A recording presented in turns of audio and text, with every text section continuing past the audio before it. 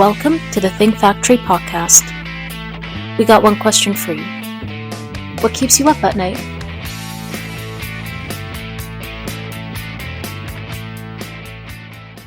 Welcome to the Think Factory's Women's Roundtable podcast, where we learn how women think and grow business, powered by OGC Solutions. My name is Alka Bahal. I'm a partner with Outside General Counsel Solutions and the chair of our Corporate Immigration Services Group. I'll be your host today. I'm very pleased to have with me here Christine Geissler, Global SVP of Human Resources at Reckitt. Welcome to the podcast, Christine. Thank you. It's great to be part of this, so I appreciate the invite. Our absolute pleasure. Let's start off with you telling us a little bit about your current role at Reckitt. Okay, so I currently, Reckitt is split into a couple of groups, and one of the groups is our global nutrition group called Mead Johnson Nutrition, actually. And I technically am the CHRO for that business group globally. And I've been working with this business for the last 5 years. And we primarily focus on infant nutrition. Interesting. And can you tell me a little bit about your career path? What was your journey to the current role? Well, it's interesting. I kind of fell into human resources. I've been long in my career, I would say. I have a lot of experience. So when I started out, human resources used to be the old personnel and ops manager type of assignment and grew into human resources. But when I landed in HR, I started out actually as a management trainee wanting to get into human resources and started out in the retail sector. And then shortly thereafter moved into, I worked for a grocery retailer on that side of the business. And then I went into CPG industries on the manufacturing side of the business and creating the products that are served in our grocery stores and through other various channels. So I feel like I've been on all parts of the business throughout my career, which is exciting, but it's always been in human resources. So I spent some time on the retail side, then went into manufacturing, and from manufacturing, just basically went into more generalist roles supporting other parts of the commercial business and grew into CHRO roles. I worked for Nestle for 20 years and very proud of working for that organization. And I was recruited away for a great opportunity. I did that for a few years back in my home state of Wisconsin. And then had a recruitment opportunity to join a company called Reckitt. And nobody seems to know our name, but you know all of our products, including our infant nutrition products. But we're known under our product labels like Lysol, for instance, or Mucinex. So it's a major corporation that I've been proud to be a part of for the last 5 years. You're so right. We know those name brands. Yes. So you've held senior leadership roles at really some of the world's top companies. What unique challenges and opportunities have you faced as a woman rising through those ranks? It's really interesting, that question for me, because I certainly have seen the struggles that women have had in business. I know that I have had a lot of privilege and that I worked for amazing men and women leaders that have always supported me and helped me grow. And I never felt like I didn't have a seat at the table. Sometimes even when I felt like, and it might have been a little imposter syndrome, but felt like I didn't deserve a seat at the table, I still feel like I was always valued for what I brought and for my opinion. So I do think that is unique. I do believe that, and I know that not everyone has felt the same way. Not to say that I haven't had challenges, because I have. And I've had to train colleagues on, just think, being in this profession for 40 years now, I've had to train people on harassment and what it is. And like, while I appreciate that was funny for you, and it might have been in my mind funny for me, but for most people, it's not. And and understandably so.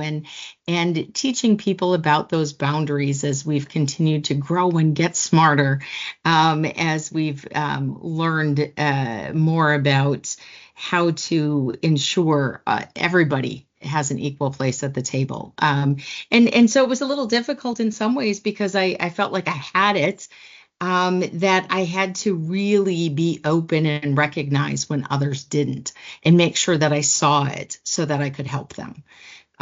Because it was a little bit more of a unique situation in that way. Very interesting. So yeah, you had to sort of be alert and eyes open for whatever was going on around. And that certainly changed those sort of standards, what's normal over 40 years must have evolved tremendously. Exactly. Yeah, so you talk about the evolution that we've had in DEI, but bottom line, it's always been about inclusion. It's always about ensuring everybody has a voice and that everybody is important, and that without that, you're not going to have a successful business if you don't treat people that way. So the foundation's always been there, but we've gotten smarter and recognized, what belongs and doesn't belong in the workplace. And times have changed, thankfully. And I've certainly had to grow and evolve with it as well. I can see that. So you have sort of a very strong opinion about how important business, knowing and understanding the business, is for HR folks. So what is HR's role in business? Well, you truly cannot be a business partner, and that is the role of HR, is to be a business partner. It's about supporting the business through people. And some people say, oh, you're good in HR if you're really strong at only supporting the business or only supporting the people, and you can't do both. And I disagree. It's about business is successful if people are successful, and we create an environment where both exist. And so your role in HR is to really ensure that you've got the right people able to be successful and grow the business, and that we all understand what the business needs. So we're focusing on the right things. And I think the most interesting thing about my career is while I've always been in human resources, as I've grown in my career and elevated in roles, it's always been in human resources. But very early on in my career, I was asked to do other things, whether it was when I worked for a smaller business and I had to get involved in marketing and other things, or when I had my first plant HR manager role, and I was asked if I wanted to go into plant management. And for me, that was probably one of the most rewarding asks I've ever gotten in my career, because I'm not technically oriented. And for somebody to say that I could, be a plant manager in a very technical environment, because infant formula is very technically operated, and our processes and our quality standards and all of these things are so critical. And for someone to say that I could grow in that direction was very flattering, because it meant that I knew the business. And I knew the business enough for me to consider me for other roles, but yet I always wanted to be on the human resource side. That's very interesting. That must have been quite the challenge, learning all the technical aspects of plant management, especially at very strict standards. It was, and I just found that one of the things that have served me well throughout my years is curiosity. I was always curious, like, why is that a problem? Is there anything we can help with in human resources? How do we solve this together? And it's amazing how, if you let people in other functions contribute to the whole, how your ideas and innovation can be so much stronger. And so I felt like I could contribute more because I had leaders that I worked with that allowed it. And so I learned about, very technical aseptic processes and how things were manufactured and how you reach sterilization. And I knew enough just to ask the right questions, and to make sure that we had the right people with the right understanding in the business and focusing on the right things. Because, you could sit back in human resources and come up with all sorts of exciting and interesting things, but if it doesn't support growing the business, it's not for anything. It doesn't matter. And so you always have to be focused on what are the needs and the challenges of the business, and how do you support that business strategy. Absolutely, sure, that makes perfect sense. Have you ever had moments where your leadership style as an empathetic and people-centered leader was underestimated or misunderstood? And if so, how did you navigate that? Oh, so many times. I could talk for over an hour on that one. So it's really interesting because it started very early in my career. And I remember when one of the head of the business, one of the general manager, one of my leaders, said to me, "Oh, I see you just met with, employee, X, and you must not have chosen to terminate the employee like we had discussed, because, I saw that he gave you a big hug on the way out, and so you must have had a good meeting, but it didn't lead to termination." And he thought that, I had changed direction. And I said, no, he is terminated, and it went really well, and we had a great discussion, and he handled it incredibly professionally, et cetera, et cetera. And my boss is like, "No, I saw him leave and your office, and no, there's no way you terminated him. I mean, he gave you a hug. You guys were both, talking and, in the hallway, and it all looked very good." And I'm like, well, it can be. And it was. I mean, those are tough situations. And I'll tell you, Alka, even to this day, I get anxiety when I have to terminate somebody, because it is the worst part of the job, the absolute worst part. And I always tell myself, if that ever changes, then I need to change careers. I shouldn't be doing what I'm doing. So it's never easy. But I will tell you, if you really do care about people, you do it the best way that you can. And that is with dignity and respect, and having conversations, even that lead up sometimes to those terminations, where people know where things are at, because you do care about them and you do care about their future.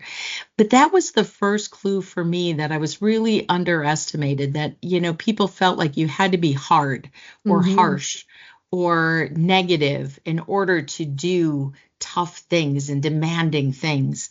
And so I had so many instances that thankfully were rewarded when I seemed to be in contradiction. When I had to speak up in a board meeting and say I disagreed with something, and doing that, again, respectfully, and, with the best of intent, and having it recognized, like, wow, I'm glad she had the courage to say that, or she did that in a really nice way and it was still effective. So I was lucky that I think I got early feedback on it, but I also got negative feedback on it too, saying, "Oh, she's too nice. She can't handle that. She can't do that." And people would underestimate it and say, "Well, we can't have her do it." And I would be like, "Well, I can show you I can handle that project and the tough decisions and what needs to happen. But I'm going to do it in a way that takes people with me on the journey. And I might have a different approach."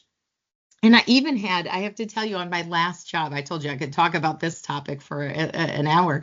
When I was interviewing with Reckitt, I was actually seeking, for the first time in my career, I was seeking other employment from where I was at. And so I was interviewing, and I was kind of a finalist for a couple of organizations, and one that I wasn't, I was maybe in their top 5 or something for a CHRO role. a very kind HR person said to me after the interview with the powers to be that made the decision. He said to me, I have to tell you, we really love your experience and what you bring. We just don't think you can be strong enough for this environment in terms of handling the tough discussions and the tough decisions and the tough things.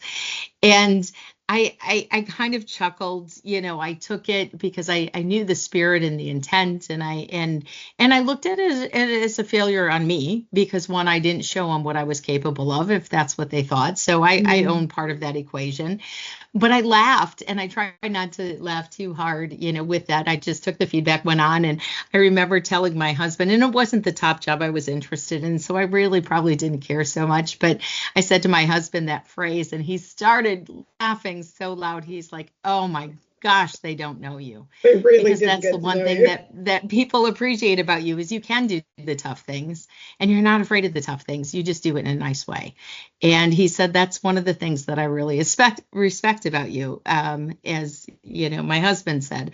And he's heard me in business over the years, especially during COVID times when I'm on Of calls course. and making decisions and doing things. So he's got to experience some of it, and certainly as a spouse, he's experienced some of it too. Very interesting. So that first reaction, the first story you told about your boss, it was simply incongruous for him to believe you had terminated someone and you left on good terms. It's just sort of the perfect example of how you approach things differently, but still get them done. And many Yes. people can't get their brains wrapped around that. Yeah, it's interesting. One of our values is about care for people, care for our employees. And when we first introduced that value, it really, people like questioned it and saying, okay, I agree, this is wonderful, but how do we do it? How do we have care plus performance? How do you have care plus accountability? How do you have care plus, candor and courageous conversations? And I really try and reinforce all the time that you can, and they go hand in hand together. And that if you really do care about people, you want to have courageous conversations. You want to, be transparent with people because you care about their growth, you care about their success, and you don't want somebody to fall flat. So you're gonna give them that honest feedback. Very interesting. Many women leaders struggle with imposter syndrome or burnout. The idea of you approaching things in a very different fashion as a female leader, questioned by male leaders, can put you in a very awkward position, to say the least. What has helped you stay grounded and, most importantly, confident? Oh, that's such a great question. And I really try and search where my confidence comes from because I have to tell you, I have sometimes absurd amounts of confidence. I really do. And I know I don't deserve it. I'm like, and maybe that is a little bit of an imposter syndrome, but I'm like, where does that come from? And I think it really comes from people allowing me to fail and me getting past it, including my family. My husband is a great supporter of, when I fail and the many times that I fail. And believe me, I have failed and I have made mistakes and I have learned and I've gotten smarter as I go, and I still learn every day. But I think the interesting thing is confidence comes from the ability to bounce back from all of those mistakes and look at things and say, okay, yeah, I screwed up, but how do I learn from it and how do I move on? And it's not only how I want to be, but it's also I want to work for companies that are that same way too, I should say. That because no company's perfect. Yeah. Just like people, because it's made up of people. So of course it's not perfect. So, when you make mistakes, when you catch yourself doing something wrong, how do you learn from it and get better? And create better cultures and make it better. So I think it's really interesting that I can have confidence and still have imposter syndrome. And the interesting thing about imposter syndrome is there are many times that you're like, wow, how did I get here? Because Mhm. I remember the day that I was promoted to an HR manager. I literally remember the day. And I was like, oh my gosh, I've made it. I've made it. I manage people now. I've made it in my career. I didn't think I'd make it here within 10 years of college, but I made it. And I just feel like I conquered the world. Mhm. And that was all the higher I was ever going to climb. Because Interesting. I didn't have role models that had careers. I wasn't expected to even go to college. And so for me, I remember thinking, wow, that's the pinnacle. And then I realized, like many people do, you're all of a sudden doing the job. Maybe you're helping because somebody's on a maternity leave and you're pitching in and helping and doing more. And you're like, wow, I can do that. It's not so much harder than what I was doing before, stepping up a little bit more. And I would do that. I would raise my hand and raise my hand often and learn new things and be like, oh my gosh, I didn't think I could ever learn that. I didn't think I could, learn the internet when it came out. It's just, it like anything, it can seem so daunting. And then once you start breaking it down and taking those baby steps, you realize that, oh my gosh, this wasn't so hard. And I can conquer this. Just like when mistakes and challenges happen, when you get past it and you're like, oh my gosh, that was so last week. And okay, I'm finally over it. I stopped crying over the spilled milk that I caused. But, now I realize it really wasn't that big of a deal. It's cleaned up, it's done, and I learned. And I'm not going to ever do that again. And the other thing I also do is I also tell my team all of my mistakes so that they learn from them as well, hopefully not repeating them. Yeah. So those are the things that make us stronger. It's like, wow, I tell people my favorite catchphrase is I reserve the right to get smarter. And when you recognize and realize that you don't have to have all the answers and you can get smarter and everybody does, I think that also helps with imposter syndrome. It's like I don't have to be the brightest person in the room and I don't have to prove that to anybody. I can learn as I go and continue to grow. So but it's not easy. And in imposter syndrome, I remember being in a room in an auditorium with, I don't know, it was maybe 100 people, and it was about women in leadership, and there were men in the room as well. And, we had women raise their hand about imposter syndrome. And then we asked the men, okay, how many of you men ever feel it? And guess what? There were a lot of men in the room that felt the same thing. And Oh, so it's something that, I think men handle it differently, mm, and do things differently.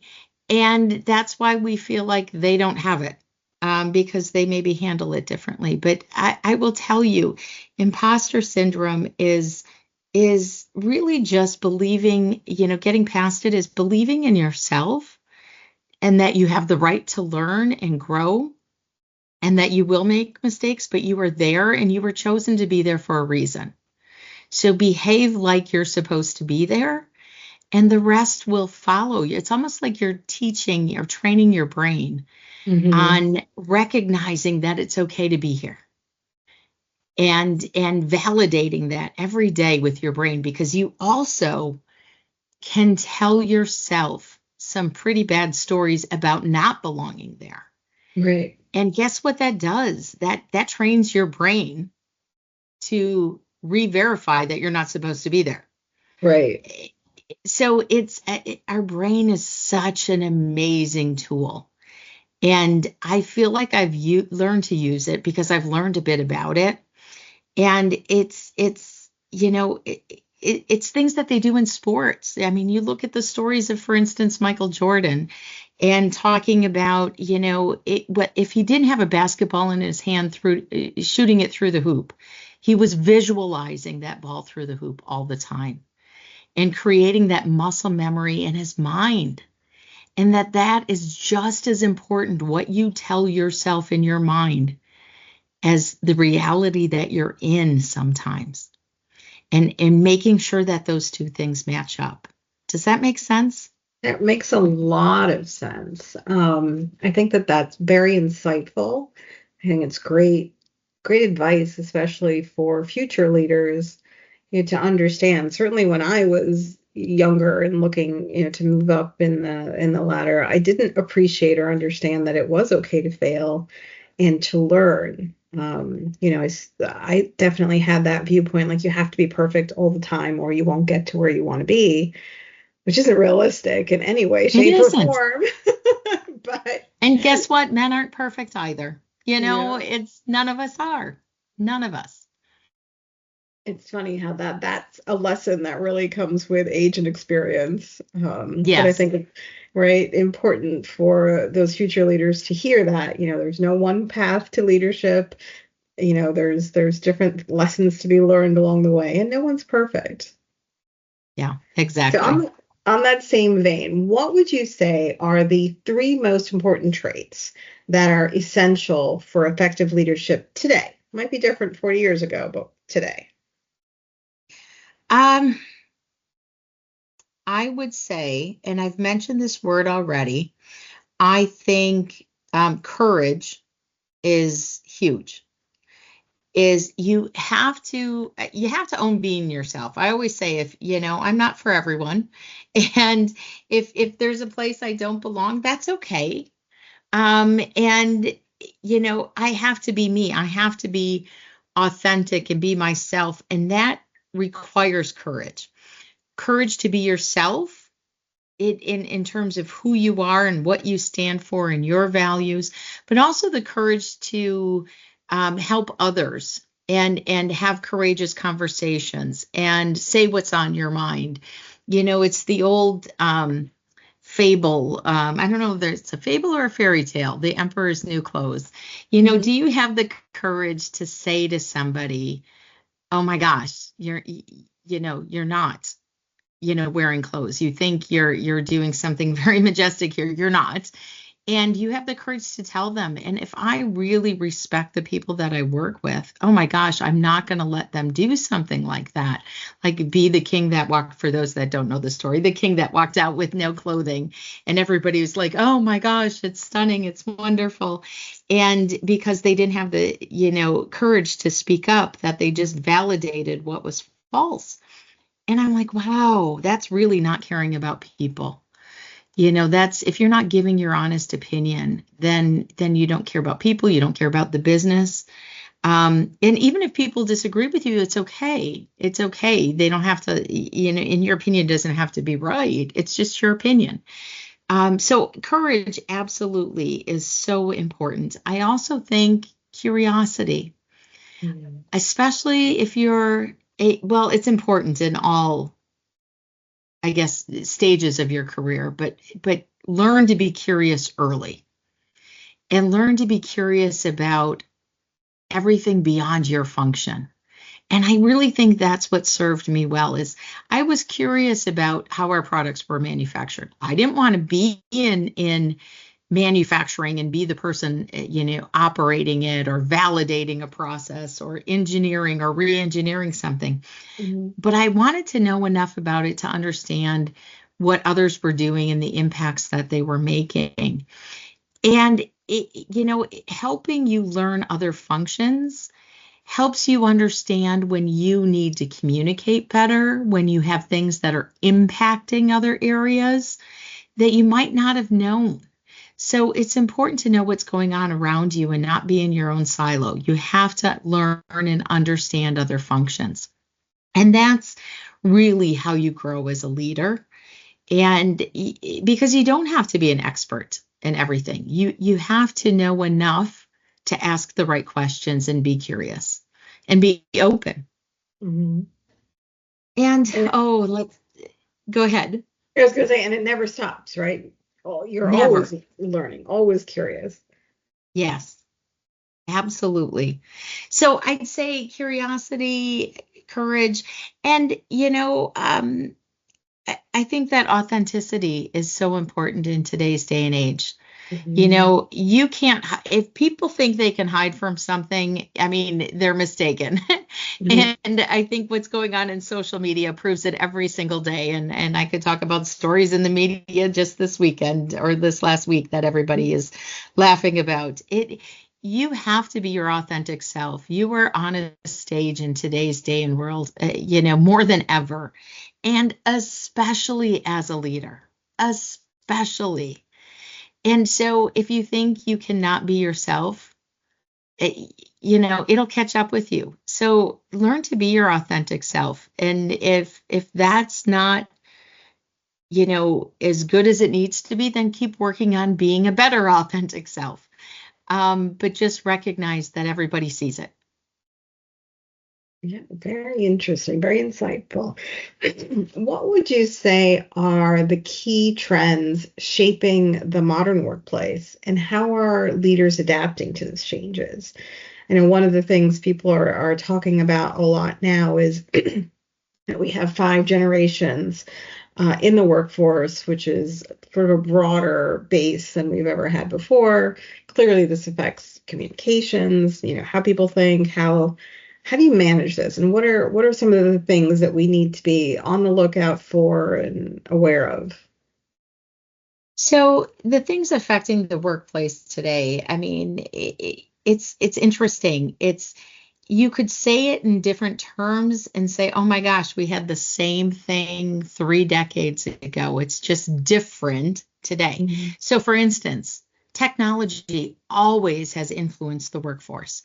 And today it's AI and how that's influencing the workforce.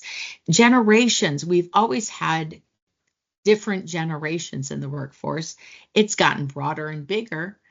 But we've always had that kind of incongruency of I've got somebody 60 years old working with somebody that's 21, and there's a gap there, and there's a difference in thinking. I think, talking about generations, for instance, and I'll do training on this about the differences in generations and what they want. But I always try and remind people, I can give you generalities of differences, but I can give you more of what is the same. And the same things apply in that the world has changed, and it's changed for all of us. And so today, as a 60-year-old professional, now that I just gave my age on air, as a 60-year-old professional, I want some of the same things that the 21-year-old wants. And they are just brave enough to say it and courageous enough to change the way we see the world.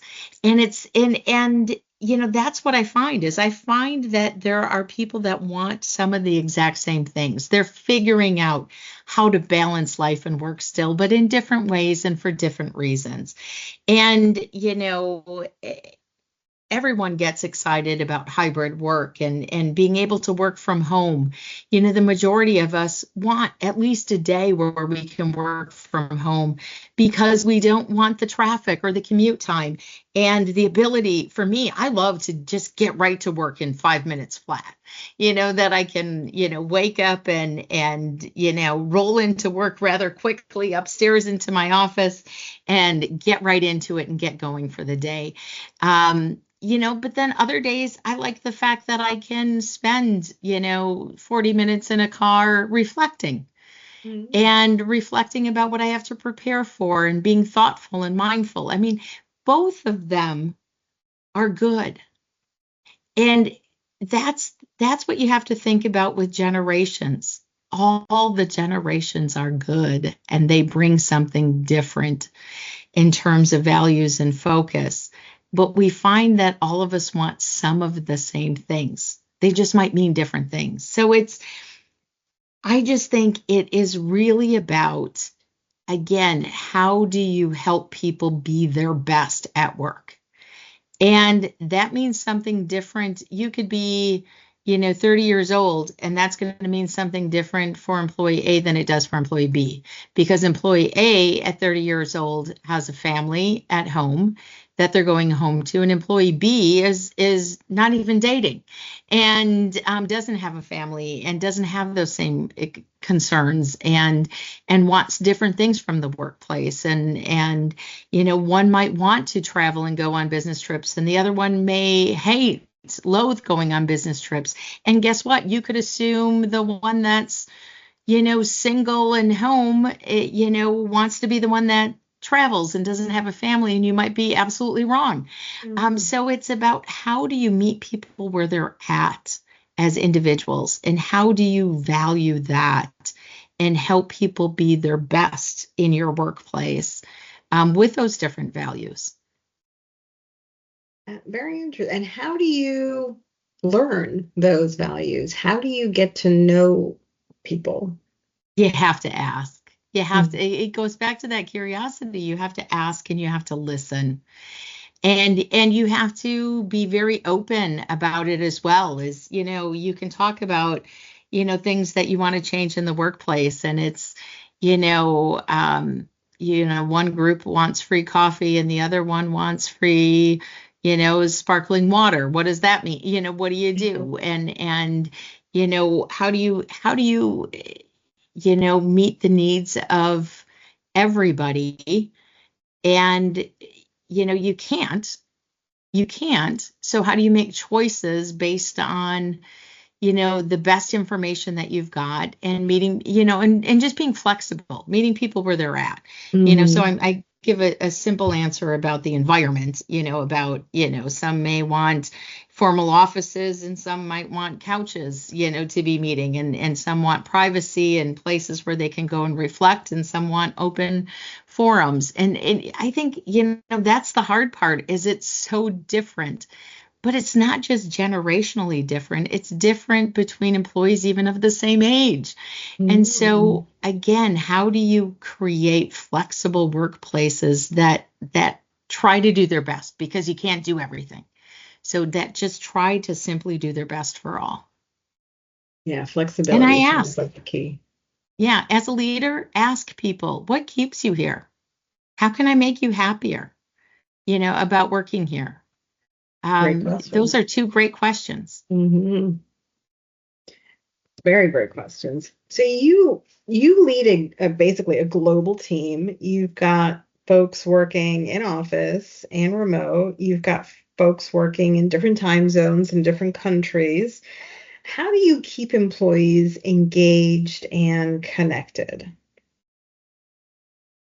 That's a great question. I can tell you one thing. I do believe more in employee engagement surveys than I ever did before. I used to find them, even as an HR professional, very annoying. And who says that as an HR professional? But I think it's because years ago, you didn't have the tools to really understand what people were saying. And, maybe it was based on how the questions were asked and the format. But now you can do things to pulse your employees with more frequency, or you can get at questions that drive deeper understanding. So, for instance, I love understanding differences in diversity on questions, because what's good for me may not be good for a younger set of employees, for instance, or might not be good for a different gender. And so when you can start seeing trends holistically and looking at numbers and feedback and saying, wow, that it's great that men love this, but it's not keeping women in the workplace. So what do we do? It doesn't mean that we have to get rid of it. We don't want the men to leave, but we want the women to stay. So what do we need to do different? And so it can get at such great insights. And it's hard, because as an HR professional, I will tell you, employees get scared. They're like, oh my gosh, if I admit to, be it my gender on a survey, my race, my anything, it'll be used against me. And, shame on any employer that would ever do that. I personally don't hang around with people that in HR that do things like that, it's all anonymous for us. It always will be. And it's really about getting value and understanding to meet employees, and to make sure that you don't have a bias, that you're meeting the needs of one group of employees and being like, oh, wow, our feedback's great. Oh, we didn't know all the women felt that way, that they feel differently, and that group in, finance, here's a perfect example. In HR, it tends to be more female employees. What if all of our employees were based on the opinions of all female employees? Well, that's not right either. Yeah. Are we meeting the needs of all of the genders that we have represented in our organization, and how people self-identify? We need to make sure we're doing that.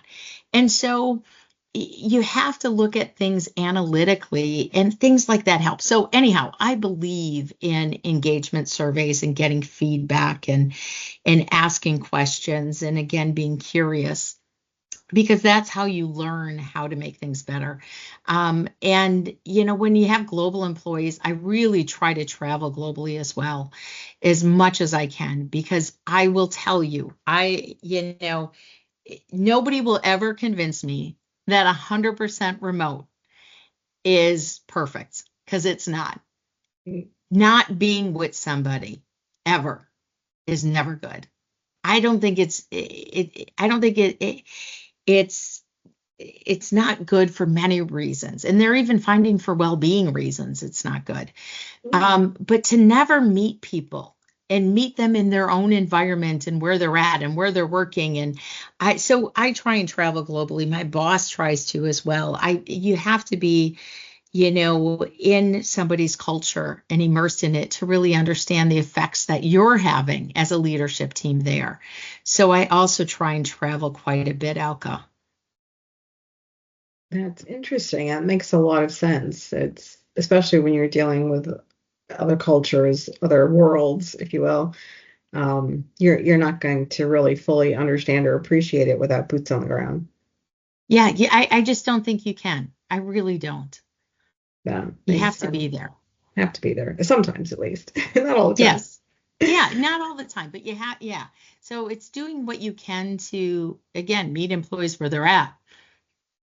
Yeah.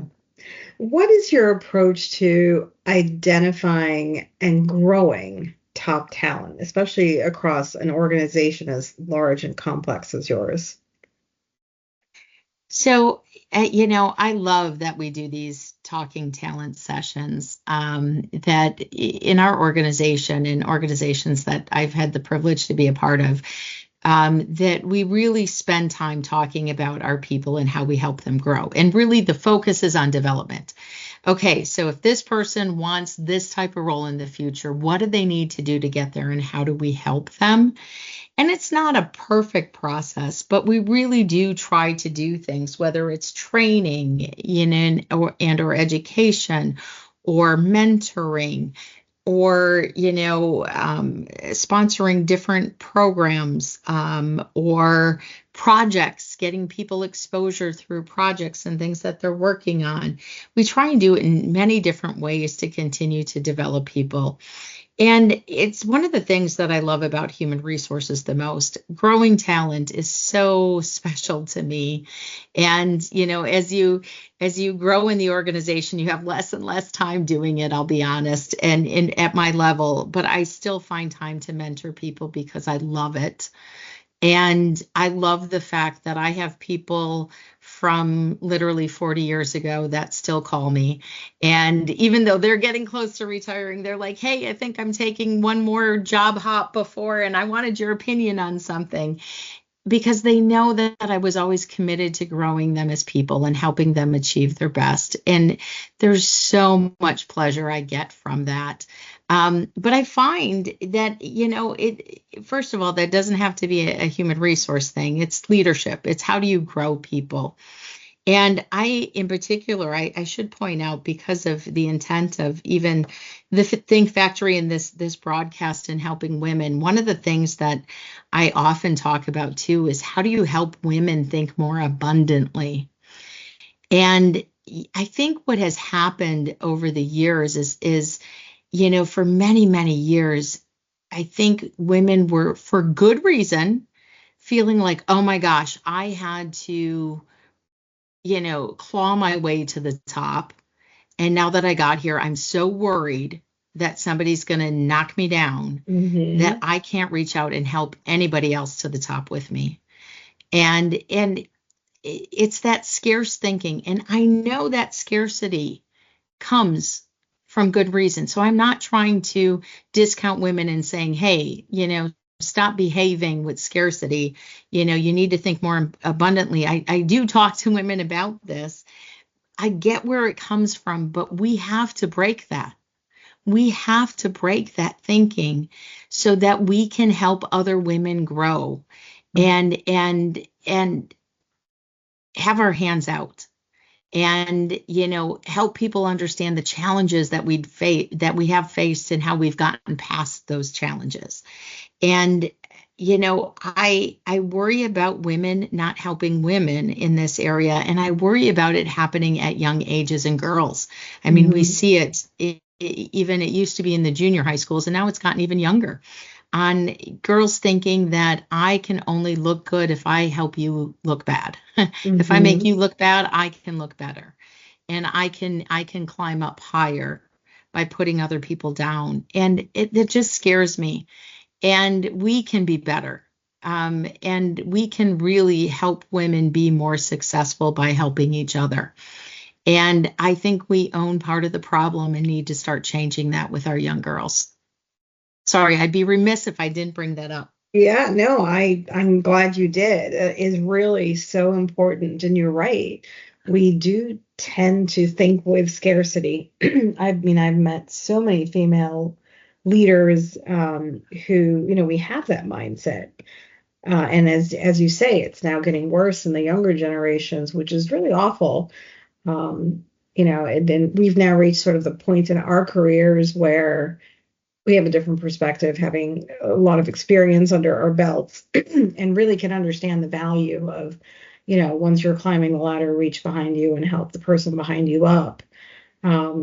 Whereas I guess when you're younger and you're sort of viewing everything as cutthroat competition, it's difficult to partner with other women. I don't know. Yes. You think it's about how we're raised? You think it's cultural? Yeah, I think there's some cultural things that we have to break. And I think we are part of the solution on gender balance. We are part of the solution, and that is women helping women. And I'm not saying men aren't part of the solution. I'm just saying we have, I think, forgotten or displaced part of that solution.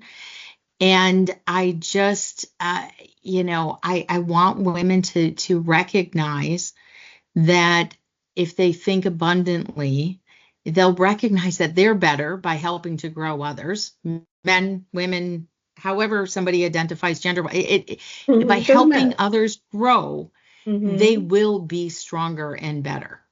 And once they recognize and learn that, they will sustain themselves longer in leadership roles. It's those that operate out of scarcity. I also see them very short-lived, and they make it to the top and they're not respected. And they might, that's where you might see them bouncing around between employers, once they made it to the top, because they just, it doesn't work for them because they're leading with scarcity. And it's hard to see that. It's really hard to see that, even the competition at the top against others at the top. It's like there's room for all of us to be successful. There is room for, and as a society, we have to start thinking about that. There's room for all of us to find goodness and have goodness and succeed. And, if we think with abundance, that abundance grows. If we think with scarcity, we destroy and destroy value. And I've seen, value destroyed in companies with those behaviors. And it's just sad to see. It really is. You're so on point, Christine. I love that. Think with abundance. Thank you. Very, very brilliant, actually. So what does the future look like for you, Christine? What are you anticipating in the next, say, 12 to 18 months? Oh, well, that's a great question. I don't know when I'm going to retire. So I gave away my age earlier. I will tell you when I do retire, I have some books I want to write, And I don't even like to write. It's so funny that I say that. But there's stories that I want to tell to help others. Mhm. And so I do want to leave a legacy and continue to help people, perhaps in other ways, perhaps with some consultancy, but also some book writing. One of the things that I want to talk about is abundance versus scarcity, and Mhm. helping people understand that thinking. And influence that. And then there's also a book I want to write about, some things that happened in my personal life that have made me a better leader, that have given me more empathy. And I want to tell that story because I feel like, through tragedy, I've gotten some very special gifts. And I want to help people, find goodness through tragedy, is the other thing that I want to talk about as well. So, but there's some themes there that I think you're hearing from me. I just think with goodness, a lot of great things can come, and that you don't have to be harsh. You don't have to be cynical. You don't have to be mean. You don't have to, and you can find goodness just about any way and anywhere if you really want to, and if you really look for it. So hopefully in my next part of my chapters, I can help influence, maybe one person at a time, in that direction, and helping them find goodness. Well, I, for one, would love for you to write such a book and get that idea out there. I think it is so important. I think your viewpoint is insightful, on point, and maybe not enough people voicing it. Like it's not loud enough yet. So anything and everything that you are doing, to emphasize this leadership with empathy, with understanding and with kindness, and the thinking with abundance, I think these are critical, especially for women's success in leadership roles and for the future. So I wholeheartedly support you writing writing those books. Good. Thank you. I'll have one person interested, and I promise I'll give you a free copy, Alka. Fair enough. And then I'll have you back on the podcast and we'll talk about the book. Sounds terrific. Or each book as it comes out. Terrific. Well, thank you, Christine. This has been lovely conversation. Do you want to share with the folks where they can get more information about Reckitt? Absolutely. I think, you can find out information about Reckitt online. Just Google us and you'll find tons of information and opportunities, as an organization. You can also find me on LinkedIn.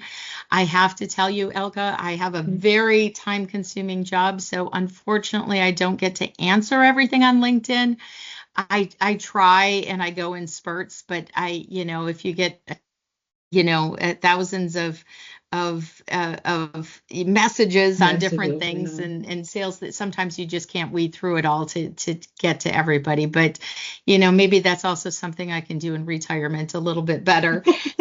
So maybe people will bear with me for a few years. But yeah, feel free to find me on LinkedIn. It's Christine Geissler, Christine with a CH, Geissler, Geissler. And yeah, feel free to reach out and connect, and hopefully you will continue to help spread goodness, as well. And Alka, it's been such a joy talking to you as well, and learning a bit about you and what you do. So I appreciate it, and I appreciate the invite for this Think Factory podcast. Pleasure has been all mine. So I do have one last question for you, Christine. Sure. That I did not prepare you for. That's okay. It is our traditional final question on the Think Factory podcast, and that is, what keeps you up at night?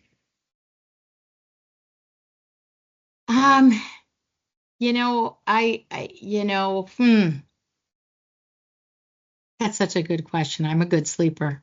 I like to hear that.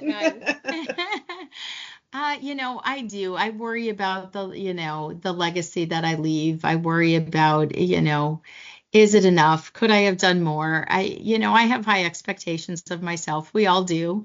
But I also try not to be too hard on myself. And maybe that's why I can still sleep. But I do worry about those things. I worry about the world, probably Mm. more than anything. I worry about the fact that people think that they can say things or do things with violence and think that that's okay.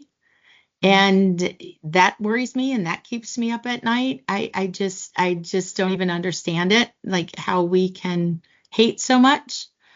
And yeah, so I probably worry about bigger, broader things, and hopefully in what's left of my life, I can continue to somehow make an impact to, help make at least a small dent in finding, like I said earlier, more goodness in the world.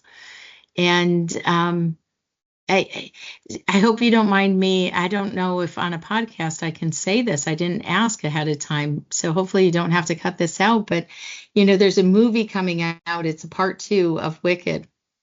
And one of Mhm. the songs, I haven't seen the movie, none of us have seen it, but Yeah. one of the songs, I've seen the musical over a dozen times. It's one of my favorites. And if I had to leave you with one thought, it's this. It's that last song has made such an impact on my life, the song from the musical. And it's because the words are, because I knew you, my life has been changed for the better, or I have been changed for the better. Because I knew you, I've been changed for good. And I think it's such a beautiful way of looking at the world, and how we can bring out the best in others, how we can find goodness and help others be their best. And boy, if we did more of that, this would be a really cool world to live in. And that's what I would hope for. I love that. I can safely say, Christine, for having known you, I am better. I love your viewpoints. I think that they've really resonated with me, and it kind of gives me the ability to think more closely about how I am as a leader and leading with empathy. So thank you for that. Oh, you're very welcome. It's been my pleasure. And I know you can be that for a lot of people. So again, I'm looking forward to when that book comes out. Oh, good. Thank you. Thank you for joining us on the podcast, Christine. Thank you for listening, everyone. This has been the Think Factory's Women Roundtable podcast. I'm Alka Bahal signing off. Until next time.